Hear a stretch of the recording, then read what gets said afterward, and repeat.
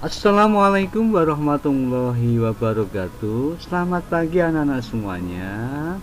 Selamat bertemu kembali dengan saya Pak Musli untuk melanjutkan pembelajaran kelas 6 tema 8 subtema 2 untuk pembelajaran 4. Baik anak-anak semuanya, sebelum pelajaran kita mulai, baik kita awali dengan berdoa terlebih dahulu. Berdoa mulai. Selesai. Perlu saya ingatkan kepada anak-anak semuanya, saat ini kita masih masa pandemi. Sekali lagi selalu laksanakan protokol kesehatan. Baik anak-anak semuanya, materi yang akan kita pelajari pada hari ini nanti tentang muatan IPS, muatan PKN, dan muatan bahasa Indonesia. Pada muatan IPS nanti kita akan mempelajari tentang keadaan geografis negara Vietnam dan keadaan geografis negara Thailand, serta keadaan sosial budaya negara Vietnam dan Thailand dan hubungannya antara geografis dan sosial budayanya. Kemudian kita juga akan mempelajari tentang bagaimana hak dan kewajiban warga negara berkaitan dengan kelestarian lingkungan. Untuk materi bahasa Indonesia, kita masih mengingat kembali tentang bagaimana kita menentukan kalimat utama, ide pokok, dan bagaimana kita menemukan info penting dari bacaan tersebut. Baik anak-anak, kita awali dengan mempelajari tentang keadaan dari negara di Vietnam. Nah, ini adalah peta negara Vietnam ya, yang Vietnamnya ibu kotanya adalah Hanoi ya, ini Vietnamnya ya. Kemudian untuk letak negara Vietnam secara geografis, ini sebelah utaranya ini berbatasan dengan negara Cina, ini ya sebelah utara. Kemudian sebelah baratnya berbatasan dengan negara Laos ya, sebelah baratnya ini negara Laosnya ini.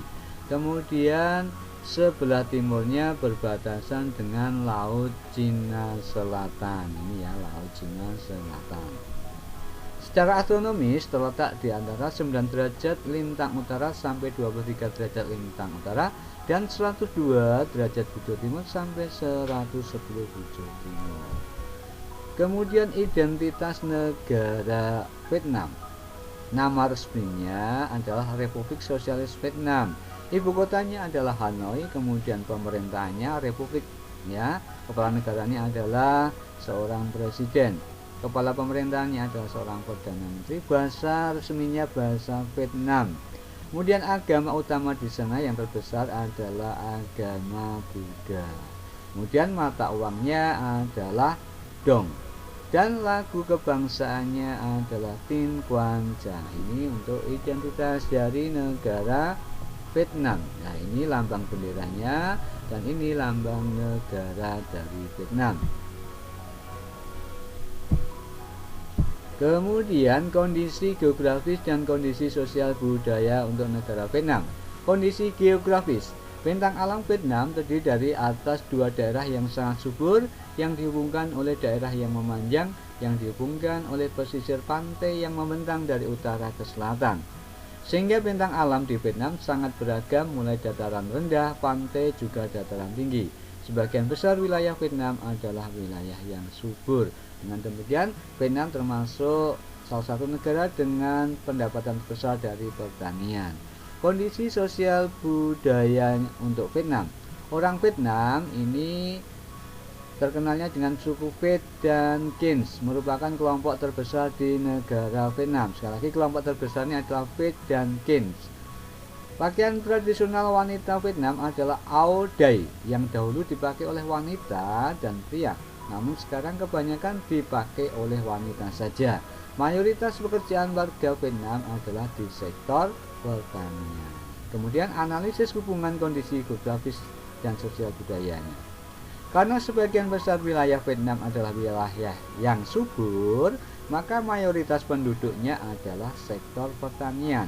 Nah, Vietnam ini didominasi oleh orang Vietnam, yaitu tadi suku Ved dan Qin, atau kelompok terbesarnya adalah Ved dan Qin. Ini kondisi geografis dan sosial budaya dan hubungan geografis dan sosial budaya negara Vietnam. Kemudian untuk berikutnya adalah kondisi geografis sosial budaya negara Thailand. Ini peta negara Thailand. Kemudian letak geografisnya, sebelah utara ini berbatasan dengan negara Myanmar, ya, Myanmar dan Laos. Kemudian sebelah timurnya berbatasan dengan Laos dan Kamboja, ya, Kamboja ini. Kemudian sebelah selatannya berbatasan dengan negara Malaysia. Kemudian sebelah baratnya berbatasan juga dengan negara Myanmar atau Burma dan Samudra Hindia. Kemudian untuk identitas negara Thailand, nama resminya adalah Muang Thai. Kemudian bentuk pemerintahnya adalah kerajaan, ya, kepala negaranya adalah seorang raja, ibu kotanya adalah Bangkok. Kemudian bahasa resminya adalah bahasa Thai. Agama terbesarnya agama Buddha, dan di sana banyak tempat ibadah umat agama Buddha, namanya pagoda, banyak sekali, ribuan. Sehingga Thailand ini dikenal sebagai negara 1000 pagoda. Kemudian di Thailand ini juga terdapat aliran sungai yang besar, namanya Sungai Chao Phraya, sehingga wilayah Thailand sangat subur dan dikenal juga sebagai negara lumbung padi Asia. Kemudian mata uang untuk negara Thailand adalah Baht. Lagu kebangsaannya adalah Plencatai. Kemudian kondisi geografis dan sosial budayanya. Thailand adalah negara pegunungan, dataran tengah dan dataran tinggi, dataran rendah dan dataran tinggi. Pegunungan menutupi sebagian besar bagian utara Thailand dan memanjang sepanjang perbatasan Myanmar. Kemudian turun melalui tanah genting Kra dan Semenanjung Melayu. Dataran tengahnya adalah dataran rendah yang dialiri Sungai Chao Phraya. Jadi sekali lagi Sungai Chao Phraya. Sistem sungai utama negara ini yang berakhir di delta ke Teluk Bangkok. Nah, ini untuk kondisi geografisnya. Kemudian di sana juga ada gunung yang terkenal, yang paling tinggi adalah Gunung Doi Intanong.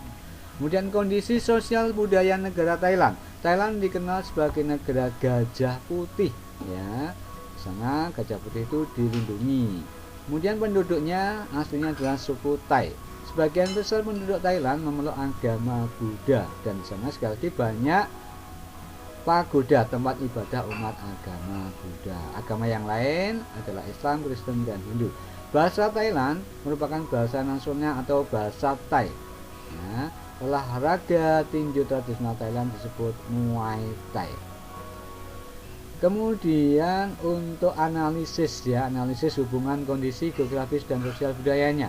Karena wilayah Thailand banyak jenis bentang alamnya, menjadikan banyak wisatawan mancanegara yang berkunjung ke negara Thailand. Dataran rendah yang dialiri Sungai Chao Phraya, ini wilayah ASEAN menjadi subur, sehingga sektor pertanian menjadi sektor utama di negara Thailand. Sehingga apa? Thailand dikenal sebagai negara penghasil beras atau padi terbesar di Asia Tenggara. Disebut negara lumbung padi ASEAN. Kemudian yang berikutnya, setelah kita tadi belajar tentang kondisi geografis negara Thailand dan Vietnam, kita mengingat kembali tentang bagaimana kita menemukan gagasan utama, menemukan kalimat utama, dan membuat kesimpulannya. Ya, caranya bagaimana? Bisa dengan cara membaca secara intensif, dan kemarin juga bisa membaca secara scanning atau mencari info-info penting saja yang kita butuhkan. Nah, ini hanya mengulang kembali saja, tolong dipelajari lagi untuk bagaimana itu menemukan gagasan utama atau ide pokok atau pokok pikiran yang merupakan masalah utama yang dibahas dalam suatu paragraf.